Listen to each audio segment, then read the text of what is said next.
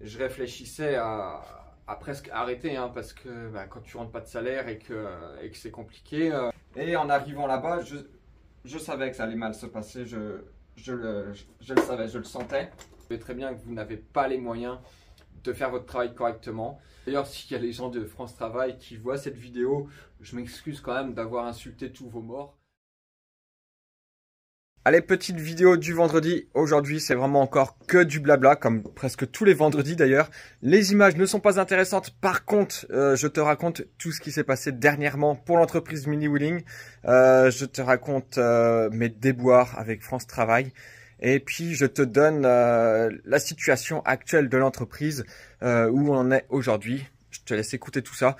Vague à tes occupations, mais mets ça en fond sonore. C'est juste à écouter, un peu comme un podcast.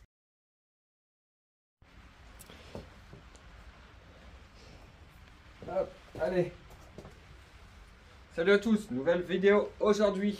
Une petite vidéo blabla encore, un peu ce qu'on a l'habitude de faire sur les vidéos qui sortent le vendredi sur la chaîne Mini Wheeling.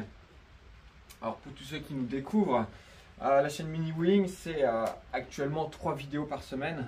On a la vidéo de la minute mécanique faite par Armand le mercredi, qui sort le mercredi.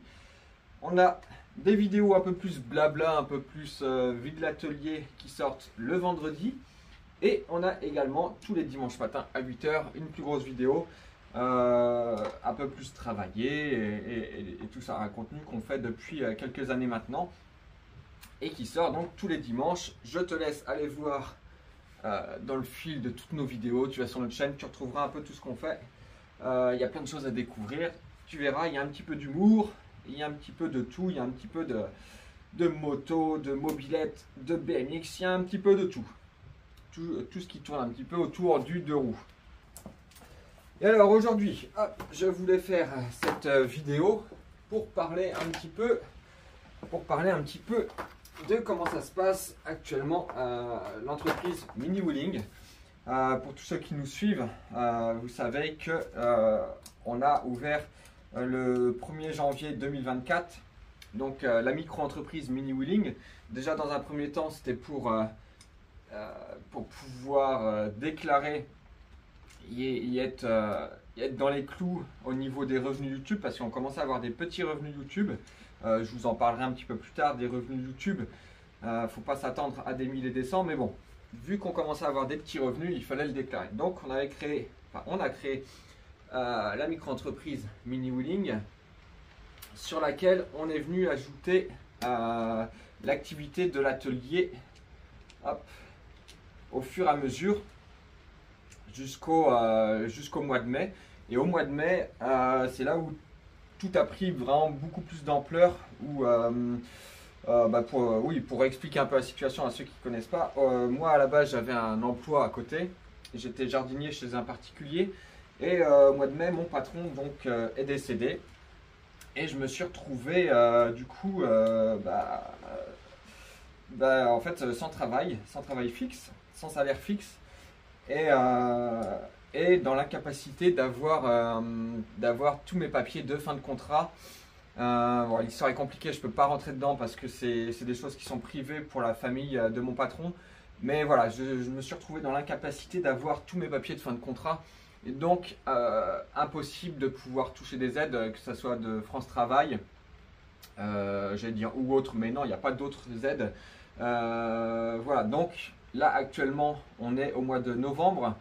Et depuis le mois de mai, je n'ai touché aucune aide de France Travail, malgré des relances et tout ça. Voilà. Ouais, au final, pour être clair, en fait, pour tout vous dire, il manquait juste cette attestation de travail que mon patron ne pouvant pas me fournir vu qu'il est décédé. Voilà, il y a des protocoles à respecter quand tu demandes des aides chez France Travail, et c'est compliqué de les faire avancer. Enfin, vous allez voir que au fur et à mesure, j'ai réussi quand même à débloquer la situation. Moi, quand j'ai perdu mon patron là au mois de mai, ça a été une catastrophe, surtout pour sa famille, parce que il y a eu plein de soucis. Et pour leur éviter en plus des soucis, moi j'ai un petit peu pris sur moi en leur disant écoutez, c'est pas bien grave, de toute façon, moi mon papier, vous me le donnerez quand vous pourrez l'avoir. Voilà, je vais prendre un petit peu sur moi. En attendant, moi je me lance dans mon activité, j'espère me tirer un salaire. Je vais réussir à me débrouiller un petit peu le temps que vous puissiez me faire mon papier. Surtout quand, juste pour donner le petit détail, mon patron était luxembourgeois et moi je travaillais en France. Donc il y a eu des petits soucis, le fait que ça soit entre deux pays. Du coup, j'ai laissé un petit peu de temps aux ayants droit de mon patron pour me faire mes papiers, chose qu'ils n'ont pas pu faire parce que tout était bloqué chez un notaire et chez un huissier. Donc tu comprends que l'histoire était un peu compliquée. Et ces personnes-là, forcément, elles sont, donc l'huissier et le notaire, injoignables. Enfin, tu peux leur envoyer des mails, tu les as de temps en temps, ils te disent qu'ils te rappellent, mais ce sont des personnes qui ne te rappellent jamais. Donc voilà, j'ai laissé courir, on a laissé courir 2-3 mois, et puis moi, au bout de 2-3 mois, je leur dis, bah écoutez, là, arrive un moment, par contre, je veux bien être gentil, mais il faut que moi, ça se débloque de mon côté, parce que sans revenu, c'est vite compliqué. C'est vite compliqué. On a vite commencé à bouffer les réserves. Réserves qui n'étaient pas grosses d'ailleurs. Et du coup, ça a été vite compliqué. Donc, vu que les ayants droit de mon patron ne pouvaient rien faire, il a fallu que je lance une procédure au prud'homme, au moins pour récupérer ce foutu papier que France Travail me demande. Hein. Et tu te dis, c'est fou, hein, pour un papier, il te bloque tout le dossier. C'est fou. Je leur ai même proposé de faire un faux. Parce qu'arrivé un moment, je leur dis écoutez, moi je vais vous faire un faux papier, je vais signer à la place de mon patron, même s'il est mort. Et voilà, on fait avancer les choses. Parce qu'arrive un moment, quand le protocole est tellement compliqué, faut faire avancer les choses, quoi. Bref, je n'ai pas eu besoin de faire de faux. Mais donc j'ai lancé une procédure au prud'homme. Et forcément, quand tu lances une procédure au prud'homme, tu n'as pas un rendez-vous tout de suite, donc ça te décale. Moi, ça m'a décalé de 2 mois. Donc c'est ça, c'était fin août que j'ai lancé que j'ai fait une demande. Et du coup, j'ai eu rendez-vous là au début du mois de novembre. C'est le 6 novembre, donc j'ai été convoqué au prud'homme. Et donc tout s'est bien passé au prud'homme, sauf que la partie adverse n'était pas représentée. Et au prud'homme, le juge m'a dit, mais vous savez que chez France Travail, vous pouvez avoir un médiateur qui peut lancer une commission pour faire avancer le dossier, quoi, pour essayer de débloquer, quoi. Et là, je me dis, mais c'est quand même fou, quoi, parce que moi, ça fait 6 mois là, que je suis à France Travail et qu'ils me demandent ce foutu papier. Et en 6 mois, il n'y en a aucun qui m'a parlé de ça, qui m'a parlé qu'ils avaient une commission avec un mec qui pouvait s'occuper de mon dossier. Donc Paul, qu'est-ce qu'il a fait? Paul, il a pété un câble. Paul, il a pété un câble. Hop là. Paul, il est allé directement chez France Travail, enfin Pôle Emploi, France Travail, appelle ça comme tu veux. Même eux, ils se trompent dans la dénomination de leur truc. Je suis arrivé là-bas. Et puis la même réponse qu'on te fait à chaque fois quand tu arrives là-bas, toute démarche se fait sur internet, sur leur site. Donc tu te dis bon ok, je garde mon calme et je vais faire les démarches sur le site. Sauf que pour faire ces démarches là, ils me demandaient tout un tas de papiers. En fait, ils me demandaient les bulletins de salaire depuis mai 2022. Donc il fallait que je scanne tout ça, en sachant que tous mes bulletins de salaire, moi, ils étaient en recto verso, donc ça commence à faire quelques fichiers. Donc sur le site internet, c'était impossible d'envoyer parce que les fichiers étaient beaucoup trop lourds, même en les compressant, en les comprimant, en faisant tout ce que tu veux, c'était beaucoup trop lourd. Donc j'y ai passé une matinée à essayer de faire ça. Ça ne marche pas, donc comme ça ne marche pas, moi je décide d'aller directement là-bas avec ma pile de papier à scanner. Et en arrivant là-bas, je savais que ça allait mal se passer, je le savais, je le sentais. Hop là. Pourquoi ça se défait pas d'ici ça? Et donc oui, en arrivant là-bas, un petit peu énervé par la colère, comme dirait Renaud, je suis parti en cacahuète. C'est-à-dire que j'ai insulté tout le monde. Enfin non, j'ai pas insulté. Je suis resté quand même. Non, j'allais dire que j'étais resté correct. Non, je suis pas resté correct. J'ai été un petit con. Parce que arrivé un moment à con et demi, en arrivant là-bas, en sachant que j'avais déjà perdu beaucoup de temps pour eux, je leur ai dit, bah écoutez, je vous file mes papiers et vous vous démerdez, j'ai tout là, vous faites tous les papiers, tous les scans que vous voulez, c'est à vous de gérer l'histoire, parce que moi ça fait 6 mois que ma conseillère, elle m'a... Non, je sais pas ce qu'elle m'a conseillé. Ça fait trop longtemps là que ça dure, donc arrivé un moment, vous êtes là pour aider, aidez-moi. Ils n'ont pas voulu faire mes scans. Ils m'ont dit, mais non, mais débrouillez-vous, en gros, il y a un ordinateur ici, faites-le. Et là, c'est parti vraiment en cacahuète. C'est vraiment parti en cacahuète.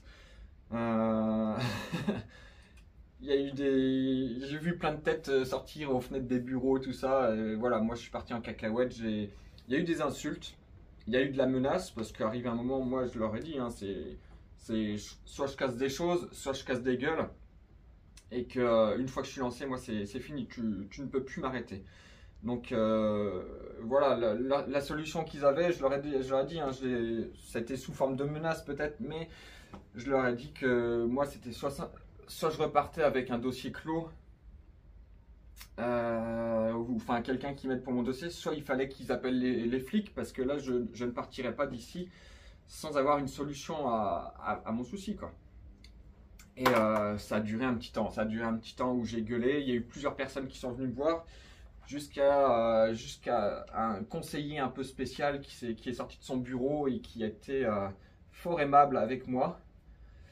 D'ailleurs, je le remercie d'avoir été aimable avec moi, parce que arrive un moment, quand tu es face à des gens qui sont incompétents, et que même de toute façon, s'ils voulaient être compétents, ils n'ont pas les moyens de l'être. Donc, comme dans beaucoup d'administrations, même si tu veux faire ton boulot, on ne te donne pas les moyens de le faire. Donc j'en veux pas forcément à ces gens-là, mais quand même, ils pourraient faire remonter les infos comme quoi ils n'arrivent pas à faire leur boulot, hein. S'ils faisaient remonter les infos, peut-être que ça ferait évoluer les choses. Donc, après mon petit scandale, donc j'ai été pris en rendez-vous direct par un des responsables, je pense pour essayer de calmer le jeu et tout ça, et tous mes papiers ont pu être scannés par... il y avait 2 petits jeunes qui étaient là, qui faisaient leur service civique. Ils se sont occupés de scanner tous mes papiers. Je les en remercie d'ailleurs. Et je leur ai dit, hein, franchement, si vous venez là faire votre service civique, en fait, vous allez apprendre quoi? Ils apprennent juste à faire des scans papier. Enfin, bref, là n'est pas la question. Donc... après ce petit coup de gueulante, je suis rentré à la maison et comme par hasard, dès le lendemain, qu'est-ce que j'ai reçu? J'ai reçu un message, un coup de téléphone de la personne en charge de mon dossier qui me disait que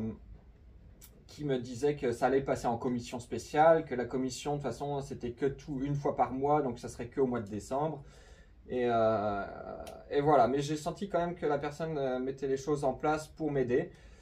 Et je suis resté quand même très froid, je pense, au téléphone. Je pense que ça s'est senti, parce qu'il m'apportait une bonne nouvelle. Mais moi, la bonne nouvelle, c'est quand j'aurai les sous qu'ils me doivent, parce qu'au final, c'est un dû, hein, j'ai cotisé pour. Quand je les aurai sur mon compte, là, ça serait une bonne nouvelle. Et je pense que ça s'est encore ressenti que j'étais pas forcément le plus heureux. Et dans l'après-midi, il m'a rappelé en me disant, mais c'est bon, on a trouvé une solution. On a trouvé une solution. Vous allez recevoir les indemnités qu'on vous doit, alors moins les jours de carence, moins certains trucs et tout ça. Mais en gros, ils vont me dédommager pour l'attente. Enfin non, c'est pas qu'ils vont me dédommager, non, ils vont me donner ce qu'ils me doivent. depuis là ça va faire du mois d'août jusqu'à aujourd'hui. Et ils ont débloqué aussi la situation pour que je retrouve mes droits. Donc c'est ce qu'ils appellent l'ARE, l'aide au retour à l'emploi.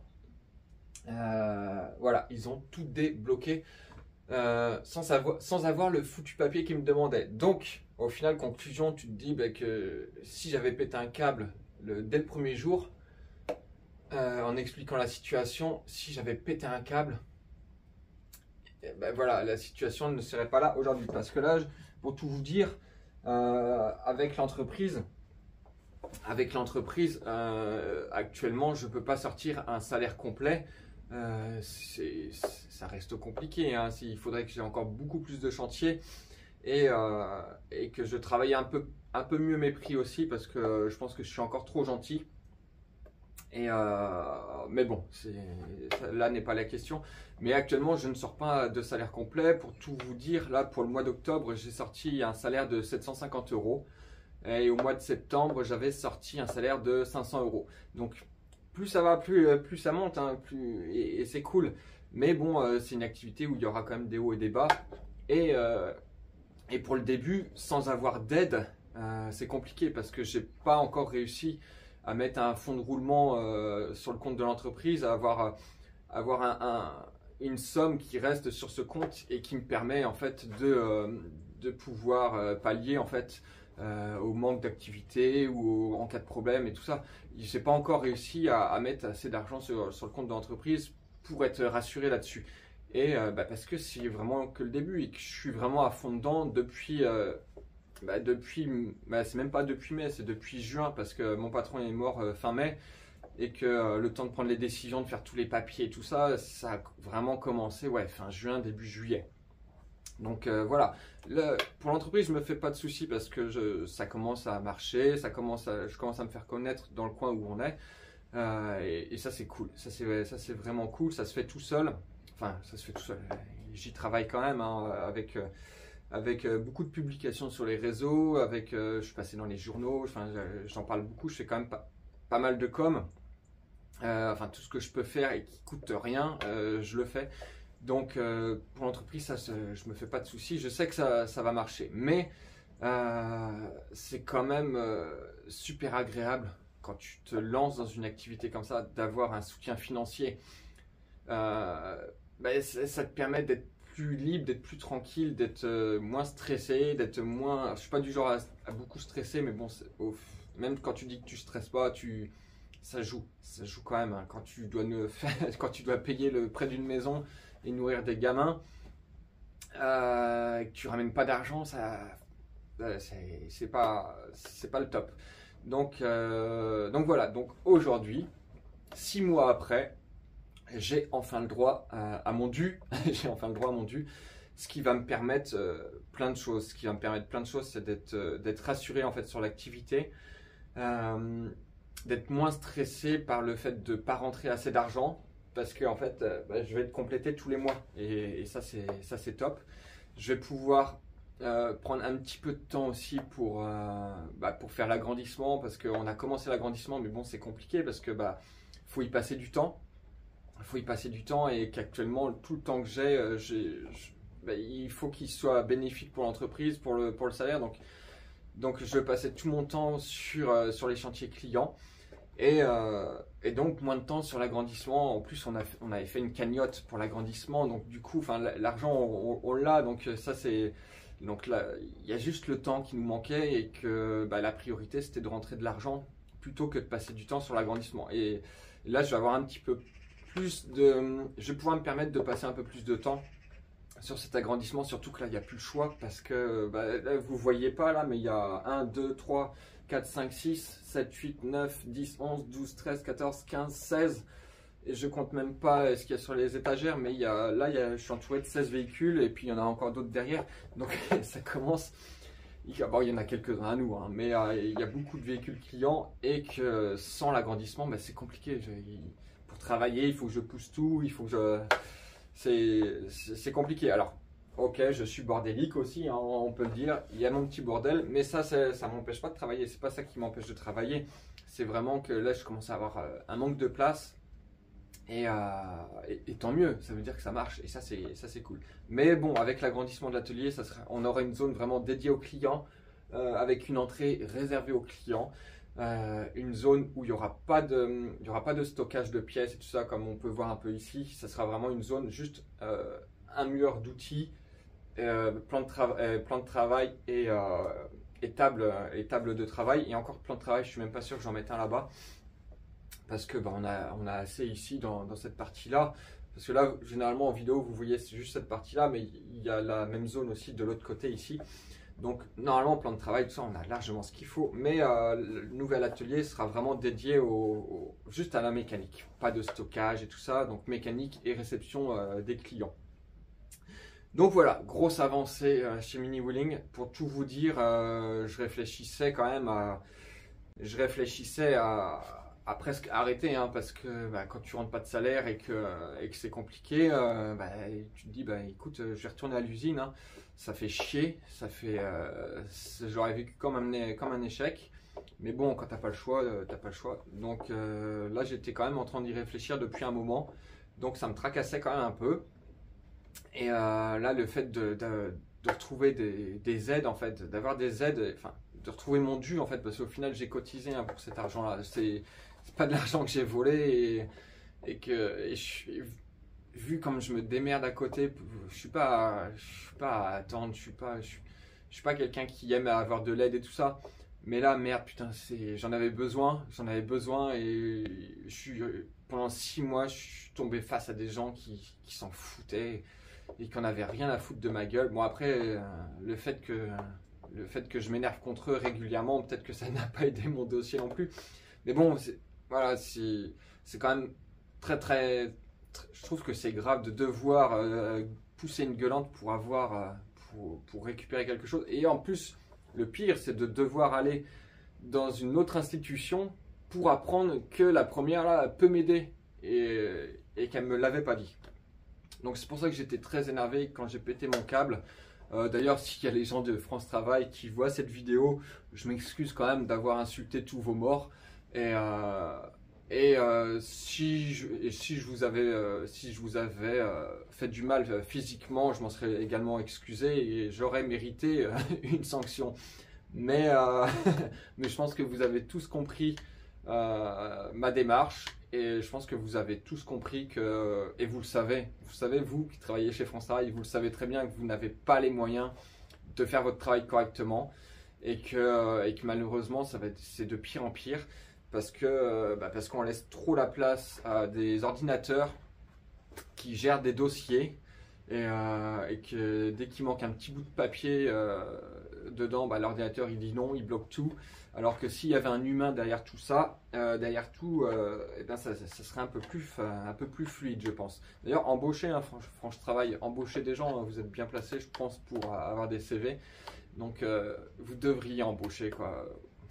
Mine de rien, quand on sait que tout ça c'est payé par nos impôts, enfin bref, c'est un autre sujet.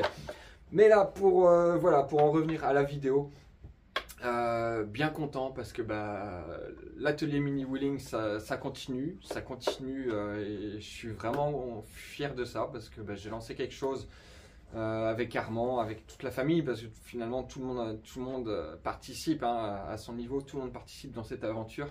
Donc je suis content, là on va pouvoir souffler un petit peu, on va pouvoir rembourser ce qu'on a volé à la banque.